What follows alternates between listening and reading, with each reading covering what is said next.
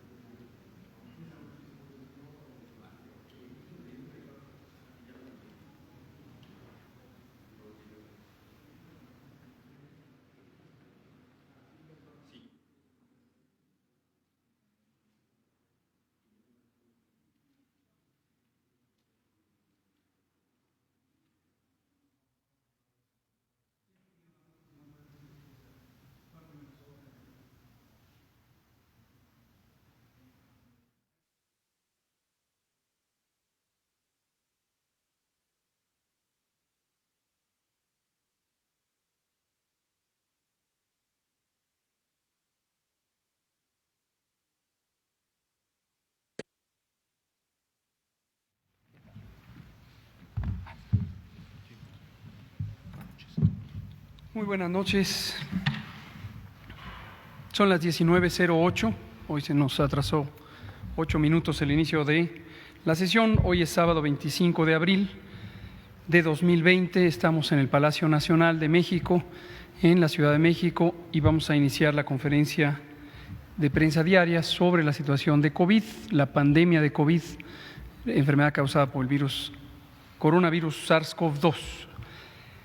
Hoy vamos a centrarnos en el informe técnico, vamos a compartir alguna información de interés público, incluyendo un video y otra información que es también relevante para ustedes, y abrimos a preguntas y respuestas. Entonces vamos a empezar con el video. El video se los voy anunciando mientras lo ponen. Yo les digo a las personas que hoy están violentando a mis compañeras, a mis compañeros, paren la violencia. Únanse a nosotros. Somos gente común, como cualquier otra. Somos seres humanos que también tenemos sentimientos, pero que también somos profesionales responsables de nuestra labor. Pedimos respeto. Pedimos respeto a las personas que hoy nos estamos dedicando a cuidar a los demás, a las personas que estamos cuidando familias enteras que están contagiadas. Por eso exigimos respeto. Nos lo merecemos.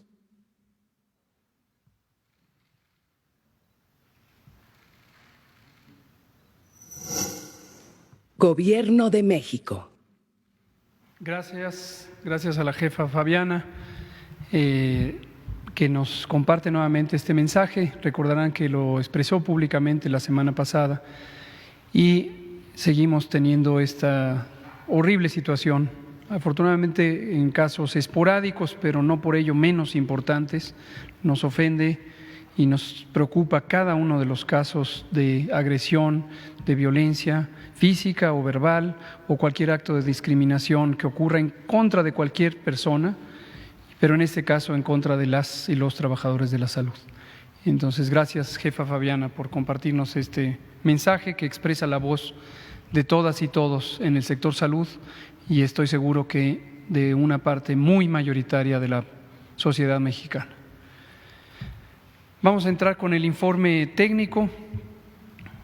Si nos pasan la primera, le voy a pedir al doctor Alomía que lo presente. Yo solamente voy a comentar sobre el calendario, que ya dijimos que lo vamos a poner todas las días para darle seguimiento a la jornada. Ahí podemos ver, recordarles que la Jornada Nacional de Sana Distancia inició el 23 de marzo, se formalizó con la disposición del Consejo de Salubridad General a partir del 30 de marzo y se ha prolongado hasta el 30 de mayo.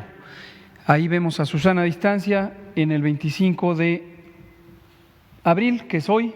Llevamos, por lo tanto, 34 días de Jornada Nacional de Sana Distancia y 57 conferencias de prensa. Hay que seguir, hay que tener paciencia, sabemos y lo queremos hacer claro cada día que no es deseable estar en una situación como esta. Miles, quizá decenas o centenas o millones de familias mexicanas están sufriendo la adversidad de tener que restringir su movilidad pública, y esto quiere decir en una parte muy sustancial de las personas perder su fuente de ingresos o estar en graves dificultades para sostenerla. No es algo que deseemos, no es algo que nos parezca apreciable, pero tenemos que tomar la realidad con las mejores herramientas que tenemos. Y para enfrentar la pandemia de COVID, la epidemia en México, no tenemos otras herramientas, sencillamente porque este es un virus nuevo que surgió al inicio de 2020 y es un virus para el que no existe en el mundo entero un tratamiento útil, un tratamiento efectivo que combata al virus, que elimine al virus, y tampoco existe una vacuna. Esta no es la primera vez que tenemos una enfermedad infecciosa de interés epidémico en la que no se tenga ningún otro recurso más que el aislamiento y las distintas medidas de distanciamiento social.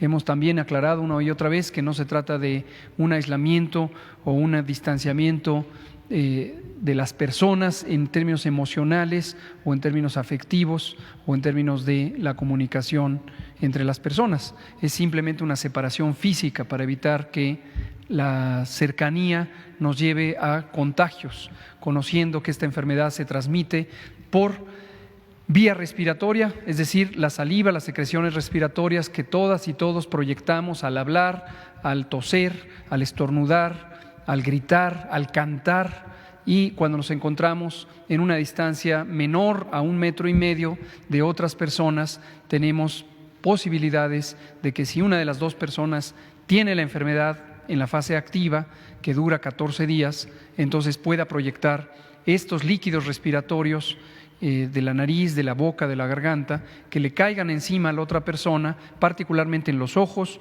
en la nariz o en la boca, y que ese sea el mecanismo por el que se contagie. También hemos dicho en muchas ocasiones, lo repetimos para quien no lo ha identificado, que las manos son un mecanismo muy eficiente de transmisión de los virus respiratorios, incluyendo SARS-CoV-2, el causante de COVID. Y el mecanismo es cuando la persona que está enferma estornuda sobre las manos o tose sobre las manos o sencillamente se toca la boca o la nariz, deja ahí los líquidos respiratorios, las secreciones respiratorias con enormes cantidades de partículas de virus, y aún varios minutos después de que esto ocurrió, esa persona, si saluda de mano a una persona que no está enferma, le va a llevar a la mano los virus. Y a su vez, esa persona que no está enferma y ya tiene los virus, aún varios minutos después, es posible que se toque los ojos, la nariz o la boca, y ese es el mecanismo de entrada del virus. Y también hemos dicho que existe un tercer mecanismo, conocido también como indirecto, que es a través de las superficies inertes o los objetos de uso común, porque también en estas superficies puede permanecer durante varios minutos el virus en forma activa. Ahora, de los tres mecanismos, quiero destacar que el de los medios inertes es el menos eficiente. Es sustancialmente menos eficiente si tomáramos la probabilidad, y estas inferencias vienen de otras enfermedades infecciosas. Debo ser franco, para COVID aún está en estudio formal, lograr hacer estos estudios donde se identifica de los mecanismos de transmisión cuáles son los más eficientes, lleva tiempo y lleva varios ejercicios de investigación. Entonces, para COVID no existe todavía una demostración científica directa. Sin embargo, COVID, el virus SARS-CoV-2 que produce COVID, se parece en términos del mecanismo de transmisión y el mecanismo de enfermedad a los virus respiratorios ya conocidos, incluyendo influenza, parainfluenza, adenovirus, rinovirus, otros coronavirus que se han conocido antes. Entonces, sí sabemos que de esos tres mecanismos, la vía respiratoria, las manos o superficies inertes, el menos eficiente son las superficies inertes. Y luego le sigue el asunto de las manos y luego le sigue el más eficiente, que es las secreciones respiratorias. Por eso se llaman virus de transmisión respiratoria. Entonces, eso es también lo que vamos a seguir comentando al inicio, recordar y recordar y recordar elementos críticos de la prevención. Cierro diciendo esta sección, quédate en casa, porque esto sigue vigente y seguirá vigente por lo menos hasta el 30 de mayo, en la medida en que queremos que haya menos contagios, por lo tanto menos personas enfermas, por lo tanto menos personas que necesiten hospitalización, y esto nos va a permitir que sea suficiente la disponibilidad de camas y otros recursos en los hospitales de México. A pesar de que hemos ampliado la capacidad, prácticamente duplicado o incluso más que duplicado la capacidad instalada del Sistema Nacional de Salud, mayormente público, pero también con algunas colaboraciones específicas con el sector privado que fueron anunciadas aquí. A pesar de ello, si hubiera muchos contagios, entonces podríamos llegar a tener una sobresaturación, a no tener la posibilidad de atender a las personas. Nadie quiere que ocurra esto, nadie.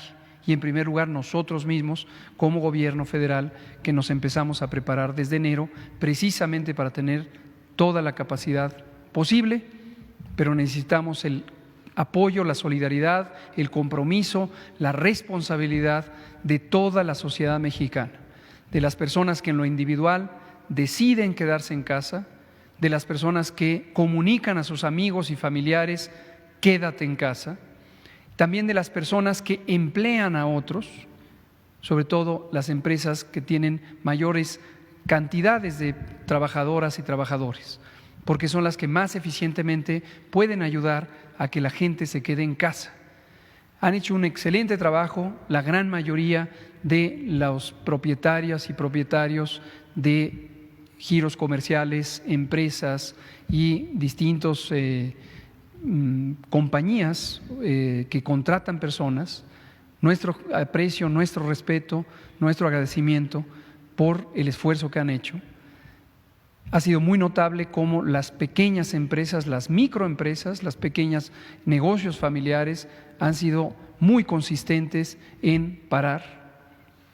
Y no ha sido tan notable, pero tenemos la esperanza y la confianza de que eventualmente lo van a hacer en algunas de las empresas grandes, que todavía faltan por parar cuando no son empresas que tengan una actividad esencial como ha sido definida. Todas importantes, pero no esencial en este momento, y es muy importante lograr parar.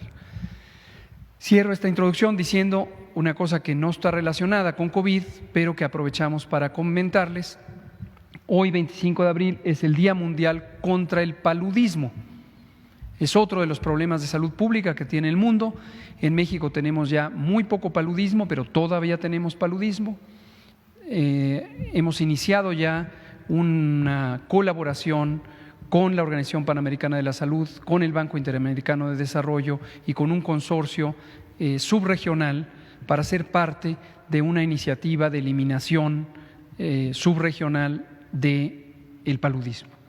Y el paludismo es una enfermedad también infecciosa, insisto, nada tiene que ver con COVID, pero es una enfermedad infecciosa de interés epidémico que se transmite por un tipo específico de mosquitos. Y en la medida en que proliferen los mosquitos, puede proliferar el paludismo. Solo para recordarles eso. En su momento recordaremos también, porque con las lluvias empieza el riesgo de otras enfermedades transmitidas por mosquitos que son comunes en nuestro país y muy comunes en el mundo, como el dengue, chikungunya y zika. Esta sí, no es el caso del paludismo, pero esta sí, en cuanto empiecen las lluvias, prolifera otro tipo de mosquitos, los mosquitos Aedes, que son los que transmiten eso. Entonces, recordarles, aprovechar la Jornada Nacional de Sana Distancia. Si usted está en casa y una de las actividades que podría hacer es descacharrizar, aproveche para quitar basura, cacharros, cubetas, trastes, platitos de las macetas, llantas, las llantas viejas que pudieran estar allá en la azotea o en el patio. Elimínelas, quítelas, que se vayan a la basura, porque pequeñas cantidades de agua que se queden ahí, agua que viene de la lluvia, en cuanto se quede estancada, en una semana, 7 días después, usted va a ver que proliferan las larvas de los mosquitos Aedes. Con esos mosquitos Aedes van a picar a alguien que tenga dengue, chikungunya o zika y se lo van a llevar a su familia y a usted. Y le van a picar los mosquitos y le pueden transmitir estas enfermedades. Entonces es otro tema, pero es otro tema de interés en salud pública para irnos preparando. Lo demás sigue, además de COVID, siguen los demás problemas de salud pública y seguimos trabajando para enfrentarlos. Le pido ahora sí al doctor Alomía si nos lleva por el comunicado. Con mucho gusto, señor secretario. Buenas noches a todos y todas. Si vemos el comunicado, creo que hay una diapositiva antes de esta, precisamente para ver el panorama internacional. Ok. Muchas gracias. Como podemos ver, 41%, es decir, un punto porcentual menos también de ayer para hoy en el acumulado de casos de los últimos 14 días de la pandemia. Vemos cómo la pandemia continúa día con día disminuyendo su actividad, es decir, en los últimos 14 días. Y ahora sí vemos una diferencia más marcada en los casos en las Américas. De hecho, las Américas corresponde al 46% de los casos confirmados en los últimos 14 días. En comparación a Europa, que ahora integra el 44%. Entonces vemos que ya empieza a haber una separación importante y esto lógicamente responde a la contracción que está teniendo ya la epidemia en los diferentes países europeos. Si vemos la siguiente diapositiva, ahora sí, nuestra actualización de cifras para el día de hoy, 13.842 casos confirmados. El 35% de estos, o sea 4.798, son los que representan realmente la epidemia activa en México, ya que son los que iniciaron con sintomatología en los últimos 14 días, es decir, solamente la tercera parte de toda esta carga acumulada de casos. Se tienen todavía 8.239 casos sospechosos, se actualiza también la cifra de defunciones a 1.305, ya son más de 43.400 personas que han salido negativas a la prueba confirmatoria y 65.500 las personas que han sido estudiadas. En la siguiente diapositiva vamos a ver la distribución de la carga de enfermedad de casos acumulados, es decir, los 13.842, cómo se han presentado. Recordemos siempre que el color nos ayuda a poder distinguir, mientras más sea un color naranja, un color rojo oscuro, podemos ver que son los estados que tienen la mayor cantidad de carga de enfermedad, o sea, la mayor cantidad de casos confirmados. Sin embargo, aquí todavía no podemos hacer una comparación directa entre los estados, sino más adelante cuando tengamos el mapa de tasa de incidencia. La siguiente diapositiva es la misma distribución, solamente que con los números completos enteros para que ustedes tengan la distribución y el número de casos en cada entidad federativa. La siguiente, por favor. Es como el mapa anterior, pero ahora enfocado a la epidemia activa, es decir, a los 4.798 casos. Aquí vemos, lógicamente, menos colores naranjas, menos colores rojos, pero es porque estamos enfocados a los últimos 14 días, pero igual podemos ver a través de esta diapositiva dónde se está teniendo la mayor carga de enfermedad en las entidades federativas. Y bueno, vemos cómo también un poco ya la costa del Golfo de México se empieza a pintar un poquito de colores más llamativos. La siguiente diapositiva es la misma distribución para que ustedes puedan tener los números, la distribución por carga de enfermedad por estado de los 4.798. En la siguiente diapositiva vemos ahora sí el mapa por tasa de incidencia. 3.75, la tasa de incidencia por 100.000 habitantes a nivel nacional, y esta se distribuye en función de los colores en cada una de las entidades federativas, y podemos ver ahora sí en la epidemia activa en México, es decir, en los últimos 14 días, cuáles serían los estados que están teniendo mayor afectación y transmisión poblacional, que serían los estados que en su momento, lógicamente, tienen los colores verdes más oscuros. En la siguiente diapositiva vemos este orden de manera descendente, es decir, del que tiene la mayor tasa de incidencia, sería Ciudad de México, Tabasco, Quintana Roo, hasta los que tienen la menor tasa de incidencia, San Luis Potosí, por ejemplo, a la parte final. La siguiente, por favor. Vemos la distribución de cómo han ocurrido las 1.305 lamentables defunciones hasta el momento, por fecha en la que ocurrió la defunción. Vemos que la tendencia, de alguna manera, que se venía presentando como ascendente aproximadamente hasta la quincena de abril, en la última semana ha tenido, digamos, ya una tendencia ascendente franca, se ve una estabilización, sobre todo cuando vemos que los casos sospechosos, que son los que tienen el color amarillo dentro de la barra, de salir todos ellos confirmados bajo ese supuesto, aún así la tendencia sería estable prácticamente de la última semana, recordando que algunas de estas 72 defunciones sospechosas que están en amarillo también podrán salir negativas. En la siguiente diapositiva vemos la distribución también de las defunciones, pero ahora por entidad federativa en donde ocurrió la defunción, y podemos también ver en qué entidades pudiéramos esperar todavía un incremento en el número de defunciones, ya que son las que tienen las barritas amarillas en la parte superior. La siguiente diapositiva, vamos a ver curvas acumuladas de la totalidad de los casos sospechosos, todas las personas que en algún momento tuvieron signos y síntomas de la enfermedad y fueron clasificados como casos sospechosos. Por eso esta curva naranja es la mayor, la más alta. Luego viene la curva verde, que son los hospitalizados pero también acumulados, es decir, cómo se fueron incrementando en el transcurso de los días. De esta, la fracción que son graves también están acumulados en la curva de color rojo, y finalmente en la curva de color azul, las defunciones también cómo se han venido presentando y acumulando en el paso del tiempo. En la siguiente diapositiva vemos la curva epidémica, que también está integrada tanto por casos confirmados, que son los que están en las barras de color rojo, así como los casos que aún son sospechosos en el color amarillo, precisamente para que nos permita ver la tendencia, ¿no? Si nosotros nos enfocáramos solo en la curva roja, pudiéramos pensar que la tendencia de las últimas semanas disminuyó, lo cual no es correcto, porque entonces si vemos las curvas totales, es decir, el rojo más el amarillo, vemos cómo esa tendencia todavía se mantiene en fase ascendente, y en la medida que esos amarillos se vayan confirmando, vamos a empezar a ver el perfil de la curva roja, que son los casos confirmados, cómo realmente se están comportando. La siguiente, por favor, sería la curva acumulada de los 13.842 casos.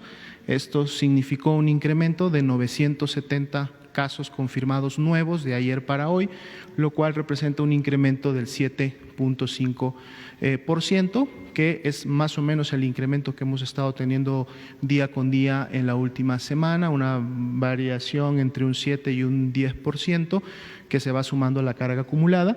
Si vemos las barras de color naranja, bueno, los 970 casos que aparecen precisamente para el día de hoy, más o menos nivelan la tendencia que en su momento veíamos viendo que en los últimos 4 días había sido ascendente. Veremos el día de mañana si esto se mantiene o vuelve nuevamente a repuntar. Sería la actualización del panorama nacional. Excelente. Muchas gracias, doctora Lomía. ¿Y lo de los hospitales? Pues sí que decir para introducirlo. Aquí. Vamos a presentar otra sección que es nueva y que representa uno de los elementos de interés de la fase 3. Dijimos, retomo sobre lo que comentamos para que todo el mundo lo recuerde, cada fase de la epidemia tiene una necesidad de información diferente. ¿Por qué razón? Porque la dinámica de la enfermedad, la dinámica epidémica de la enfermedad es diferente. Muy brevemente, en la fase 1 lo que tenemos es muy pocos casos, o lo que tuvimos fue muy pocos casos, decenas de casos y pequeños brotes familiares que podían ser rastreables. La mayoría de los casos venían de fuera, de otros países que tenían transmisión muy activa.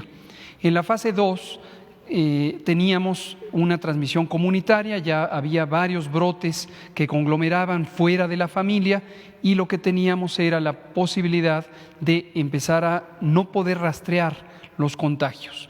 Recordarán quizá que desde que teníamos 3% de contagios no rastreables, trajimos la información para que todo el mundo la fuera viendo desde el primer indicio, desde el primer momento de este cambio de prácticas.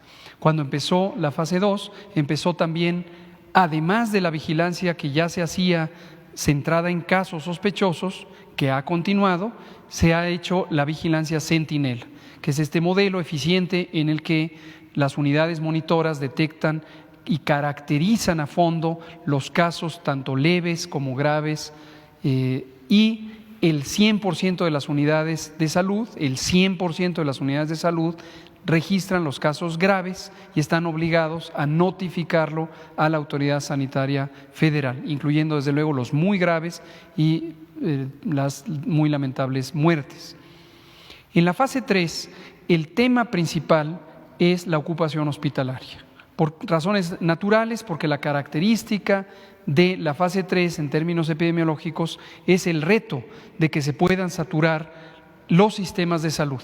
El reto de que se puedan saturar los sistemas de salud concretamente quiere decir que tengamos más personas enfermas que camas disponibles. Y por esa razón, toda la preparación que lleva ya más de un mes, prácticamente 2 meses, ha estado orientada a tener esa capacidad instalada a través de los mecanismos de expansión y reconversión hospitalarias. Entonces, la información que ahora necesitamos tener es la ocupación hospitalaria. Por esa razón tenemos lo que llamamos técnicamente la red IRAG. IRAG quiere decir infección respiratoria aguda grave y es un síndrome clínico compatible con neumonía que puede ser causado por múltiples agentes infecciosos o incluso no infecciosos, pero que durante la epidemia de COVID el interés es detectarlos y buscar su confirmación por laboratorio, una proporción importante de ellos y ellas serán neumonías causadas por el virus SARS-CoV-2, es decir, COVID grave. Esta red se compone del sistema de notificación y análisis y geolocalización de los hospitales que han sido designados como hospitales COVID por parte de los gobiernos estatales y por parte de las instituciones nacionales de salud, el IMSS, el ISSSTE, Pemex, etcétera, y también por parte de la Comisión Coordinadora de los Institutos, que tiene los Institutos Nacionales de Salud y los hospitales de alta especialidad. Esta red COVID tiene hasta ahorita definidos 610 hospitales. Hace unos días yo mencioné el número 733 porque es la expectativa de que podríamos llegar a tener 733 hospitales COVID, pero de manera formal las entidades federativas ya dieron su lista de lo que tienen ahorita designado.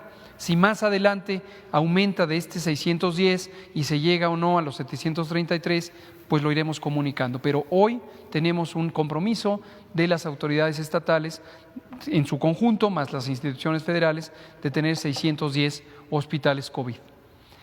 El martes pasado, que entró en vigor el nuevo acuerdo del secretario de Salud que estipula las intervenciones de fase 3, se estableció que es obligatorio el reporte en esta plataforma.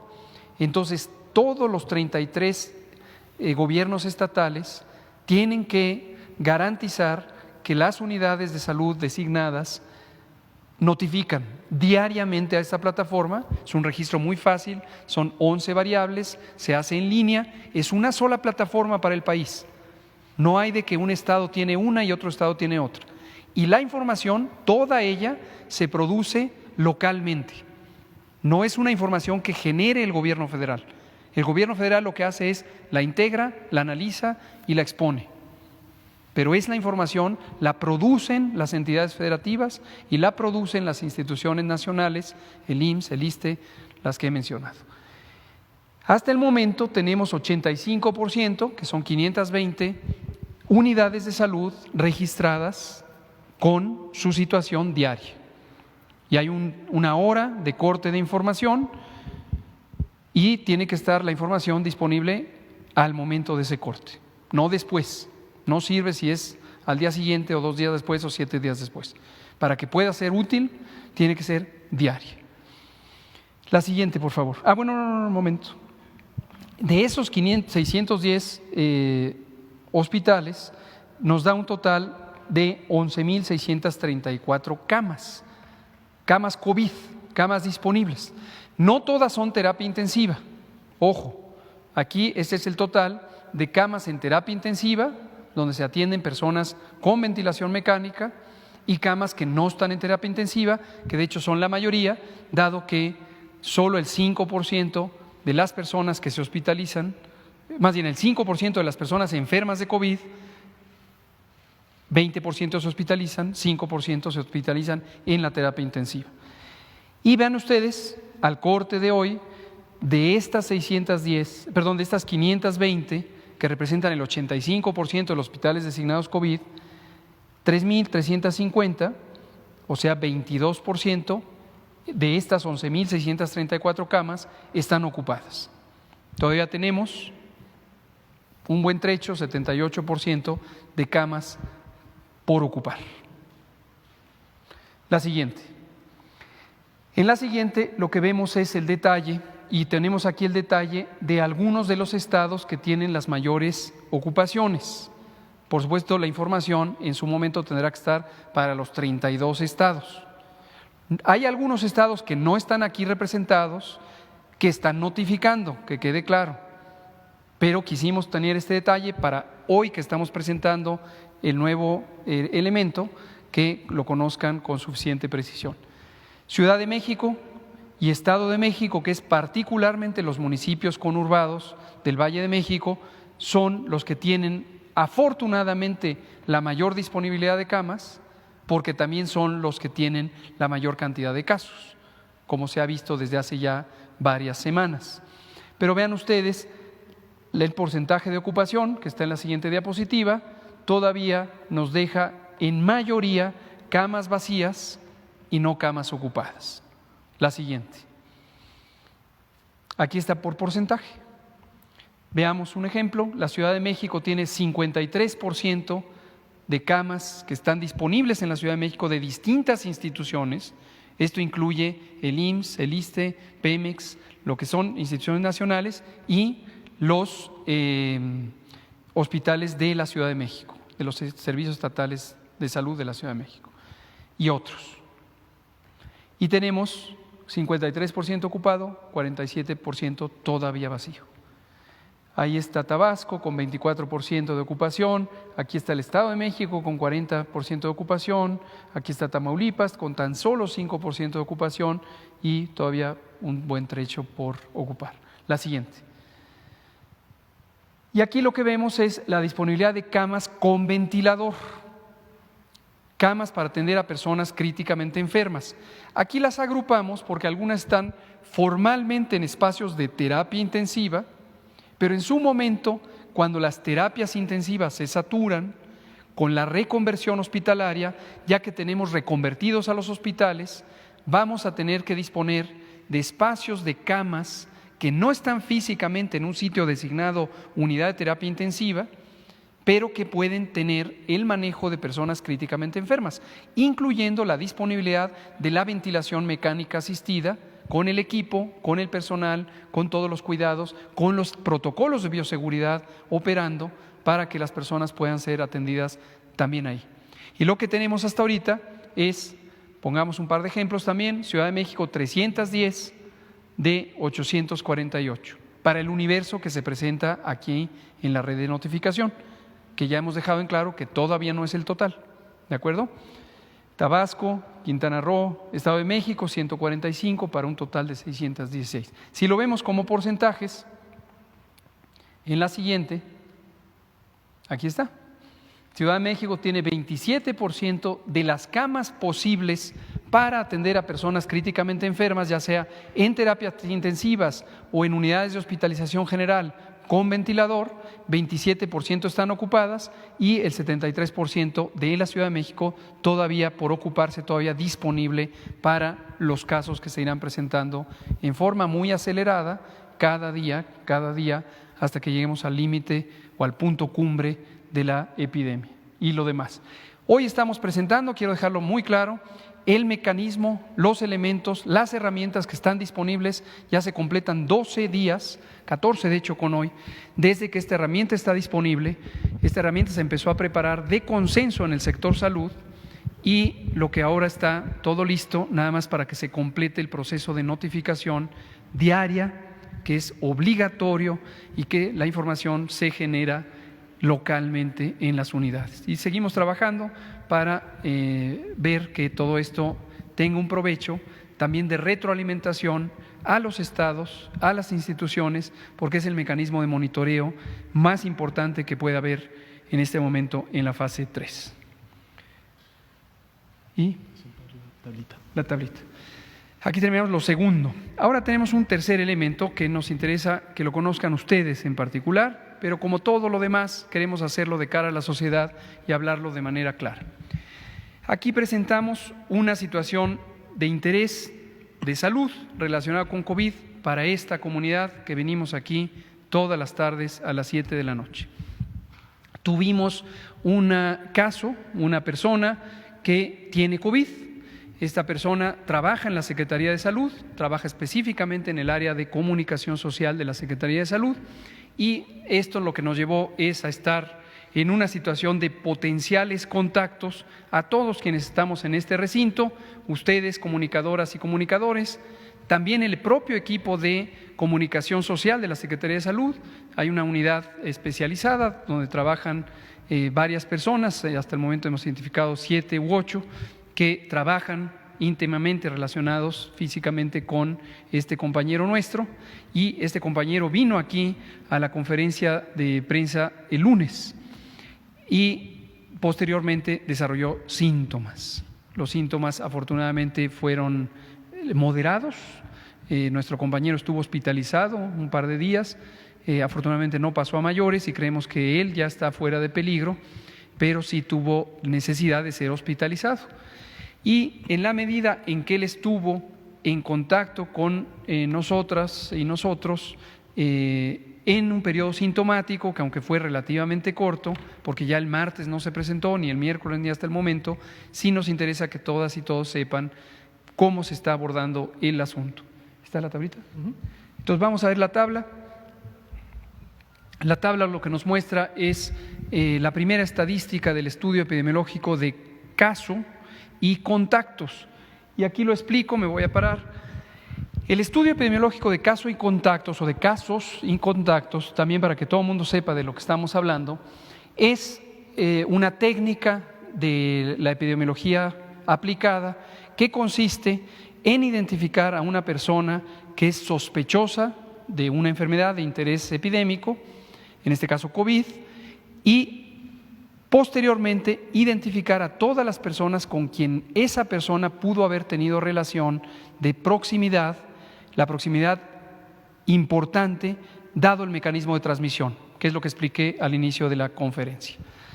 Y esta proximidad es importante clasificarla de acuerdo al momento de los síntomas.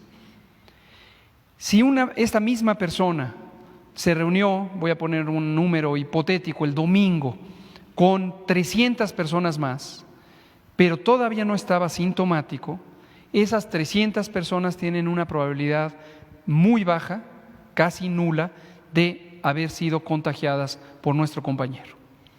Sin embargo, una vez desarrollados los síntomas, la persona empieza a ser contagiante. Y ya para el caso de COVID, y también por analogía con otras enfermedades infecciosas, conocemos que la capacidad, la probabilidad de tener contagios aumenta progresivamente con los días desde el inicio de los síntomas. Entonces, el día 1 de inicio de los síntomas, sí existe probabilidad de contagio. Ese contagio es más probable si hubiera sido al segundo día, al tercer día, y el máximo se ha considerado que es entre el cuarto y el sexto día. Son los días en donde la persona es más contagiosa. ¿Cuál es la razón? La razón biológica es el virus SARS-CoV-2 causante de COVID se empieza a multiplicar desde el momento en que una persona se infecta. Técnicamente eso se llama replicar, el virus se multiplica en las células del aparato respiratorio de la persona y empieza a aumentar la cantidad en una forma exponencial hasta que llega a una cantidad suficiente para causar síntomas. Y los síntomas son fiebre, tos, dolor de cabeza, dolor de garganta, más otros síntomas accesorios, dolor de cuerpo, fatiga, etc. En la medida en que pasan los días, el virus se sigue multiplicando en la garganta, en la tráquea, posiblemente en los bronquios, en algunas personas incluso en el tejido pulmonar, y la cantidad de virus, la concentración de virus que hay por cada partícula, por cada mililitro o microlitro de saliva, de secreciones respiratorias, aumenta y aumenta y aumenta. En la medida en que la enfermedad empieza a controlarse por efecto del sistema inmune, esta concentración de virus empieza a disminuir y disminuir y disminuir. Y por eso ya después del día 14, desde el inicio de los síntomas, es improbable que una persona pudiera llegar a contagiar. Y esa es la razón técnica por la que hay un aislamiento de 14 días. Es importante que ustedes que están aquí, nosotros, todos los que estamos aquí, tengamos clara esta idea porque es un elemento de interés individual y colectivo. No queremos que nadie termine con enfermedad. Este es el estudio epidemiológico de caso, se está coordinando, dirigiendo, ejecutando directamente desde la Dirección General de Epidemiología y nos estamos auxiliando desde luego también con las autoridades sanitarias de la Ciudad de México, por estar nosotros aquí en la Ciudad de México. Este es el resumen. Se identificaron 28 personas que asistieron al evento el lunes de la comunidad que asiste. Ese es el universo de trabajo, es el universo del estudio epidemiológico de caso y contactos. De estas 28 personas, 9 no fueron contactos. Todo esto surge de un interrogatorio médico exhaustivo dirigido a el caso, que en esta situación es nuestro compañero de comunicación social de la Secretaría de Salud. Él hizo una narrativa exhaustiva dirigida por un médico epidemiólogo que le fue ayudando a recordar cuándo llegó, cómo llegó, a quién saludó, a quién no saludó, cuál fue su papel aquí, si se movilizó por el salón o no. Y entonces fue identificando quién pudo haber sido, quién pudo haber sido, quién pudo haber sido. Y se identifican en este momento estos 9 contactos, que es la tercera parte del universo de trabajo. De contactos directos, además, hay 11 contactos directos. Esto incluye no solo aquí, ¿verdad? También los familiares. Es solo aquí. Esta es la suma de lo que ocurrió aquí. Desde luego también su familia directa y sus otros posibles amigos y conocidos se consideran contactos. Nuestros demás compañeros de comunicación social de la Secretaría de Salud también están en un estudio de contactos. Se consideran casos no sospechosos, es decir, hasta el momento, este es el corte del día de hoy, aquí no está la fecha, pero es hoy, 25 de abril, 10 personas están asintomáticas. Y parece que hay la presunción de que una persona pudo haber desarrollado síntomas, que representa el 9%. Tenemos pendiente aún contactar a 8 posibles contactos y tenemos mecanismos más directos porque está la lista, pero si alguien que sabe que estuvo aquí el lunes escucha esta información, ayúdenos a hacer este estudio de contactos por su propio bien, por el bien de sus compañeros y de sus familiares, y facilite la realización del estudio de contactos. Termino diciendo lo que debe ocurrir en términos de la protección sanitaria de ustedes, de nosotros, es el estudio de contactos. Ahora es la entrevista que se le hace individualmente a cada una de las personas que están consideradas como contactos, tengan o no síntomas.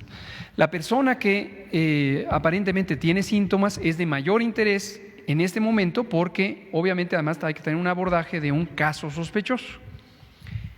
Y una vez estudiados a todas las personas, y esto tiene que ocurrir muy rápidamente, pero desde ahorita, aún antes de esa entrevista, sepan, ya se les ha ido informando a cada una de ellas que deben estar en aislamiento.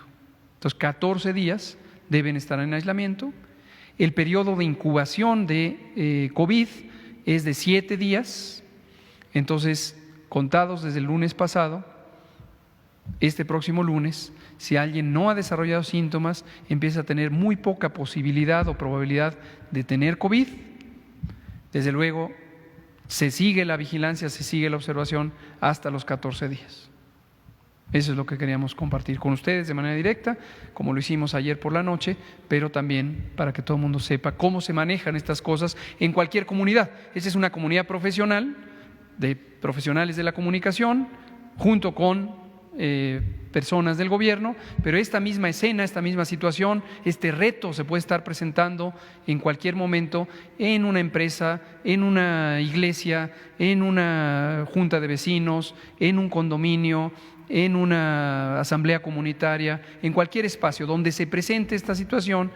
Esto ilustra lo importante que es la contención. Esto es un trabajo de contención en términos de salud pública y el mecanismo de estudio de caso y contactos como el elemento de vigilancia epidemiológica de la contención.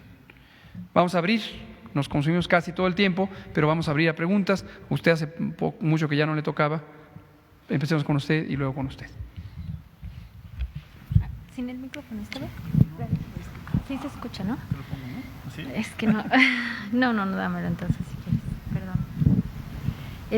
Quiero preguntarles por qué algunos hospitales no reportaron la ocupación hospitalaria, los que mostró, y si este reporte es con fecha, creo que sí, de hoy, pero es que en la app de la Ciudad de México hoy reporta más hospitales que no tienen disponibilidad. Quisiera saber cuál es la diferencia entre ese reporte y la app que presenta la Ciudad de México. Y también quiero saber de las 11,600 camas, o bueno, de las camas que presentaron que hay disponibles, ¿cuántas son específicamente para terapia intensiva? Por favor. Y si tiene alguna implicación o un impacto que no estén reportando todos los hospitales que deberían hacerlo la ocupación hospitalaria. ¿Cómo no? Yo le contesto la tercera y le pido al doctor Alomía si contesta las otras dos. La implicación, digamos, lo ideal es que estén reportando todas las unidades de salud y por lo tanto todas las autoridades sanitarias, que son los sujetos obligados. No lo tomamos a mal ni estamos preocupados de que haya negligencia o indisposición o algo así. A veces es retos operativos, no necesariamente en todos los estados existe el personal designado antes de COVID para hacer este tipo de operaciones. Esto es un proceso de vigilancia epidemiológica de la ocupación hospitalaria y de la demanda de servicios que no todos los hospitales tienen. Es una costumbre que los hospitales tengan un censo diario, pero la mecánica de integrar ese censo diario y cargarlo a una plataforma no es algo que ocurra en forma ordinaria en los hospitales de México. Entonces es un proceso de adaptación a una nueva tarea. Doctor. Claro que sí. En relación a las otras preguntas, comentar que este nuevo sistema es un sistema informático, está en línea y es además en tiempo real. Quiere decir que en el momento en que la unidad captura su información, cada una de las unidades que está notificando, hasta el momento estas más de 600 unidades, tienen un nombre de usuario y un password específico para la unidad. Hay una persona responsable dentro de la unidad que además fue designada por su coordinador estatal, dado que los mismos secretarios y secretarias de salud de los estados nombraron a este enlace operativo, ellos a su vez nombraron a un responsable en la unidad y esta persona con esta clave notifica directamente a la red y en el momento en que lo hace, los números se van actualizando. Uno si entra al dashboard en donde se ve la información, cada vez que uno hace un refresh, los números se están actualizando. Por lo tanto, para presentar la información, al igual como lo hacemos con los datos de la vigilancia epidemiológica, se marca un punto de corte. Como dice el doctor, el corte lo hicimos el día de hoy, pero marca un corte más temprano. Por lo tanto, vamos a estar haciendo un corte siempre a la misma hora para que en su momento los datos igual y puedan ser comparables, ¿no? Entonces es importante comentar que, como también lo decía el doctor López-Gatell, se está incorporando más unidades de aquellos estados que están pendientes de reportar. Los 10 estados que vimos en la presentación son aquellos que en el mapa de tasa de incidencia acumulada de los últimos 14 días son esas entidades federativas que tienen la mayor tasa de incidencia. Por lo tanto, si tienen la mayor tasa de incidencia, se podría esperar que son los que tienen más carga hospitalaria. Por eso quisimos presentar esos 10 estados el día de hoy a manera de arranque y para que se vea cómo está la ocupación y la disponibilidad hospitalaria en estos 10 estados que tienen la mayor tasa de incidencia. Como lo dijo el doctor, para el día lunes se estarán integrando ya los 32 estados para que podamos ver cada uno de ellos. Tanto el doctor Gatell como quizá el doctor Alomía, si vino el lunes, se hagan una prueba diagnóstica de COVID-19 por este caso que nos presentan, o si algunos. Qué bueno que menciona lo de la prueba. Y más allá de nosotros, que en este caso, de acuerdo al estudio de contactos, no somos contactos. Es decir, aunque estuvimos aquí, no somos contactos. ¿Por qué razón? Porque el contacto se define, como hemos dicho, en términos de la proximidad y la duración. Esa proximidad y duración, por eso expliqué al inicio de la sesión los 3 mecanismos de transmisión. Es decir, una persona que estuvo ahí, por ejemplo, el compañero camarógrafo, si yo estuviera enfermo y él está ahí, él no es contacto mío, o viceversa, ¿no? Entonces, en este caso nosotros no lo somos. Pero más allá de eso, quiero aprovechar su pregunta, que me parece muy importante, para explicar el tema de pruebas. Una reacción natural, esperable, es si soy contacto, quiero hacerme la prueba para saber si tengo o no la enfermedad. Es legítima la inquietud, pero en términos médicos, en términos científicos, no corresponde con la utilidad de la prueba, porque la prueba va a salir negativa mientras no haya síntomas. También por lo que comenté, si una persona hoy se infecta, hoy le estornudaron, mañana, es decir, hoy mismo, mañana, pasado mañana, durante aproximadamente en promedio 7 días, no tiene cantidades suficientes del virus en el organismo. El virus eventualmente circula por la sangre, pero no tiene tampoco en el aparato respiratorio. La muestra biológica necesaria para hacer la prueba se toma de los líquidos respiratorios. De hecho, se toma con un hisopo por la nariz y el hisopo llega hasta la faringe, hasta la garganta. Entonces, si yo le hago la prueba a una persona, por ejemplo, tomando este caso, el compañero nuestro el lunes tenía síntomas. El contacto de sospecha pudo haber ocurrido el lunes.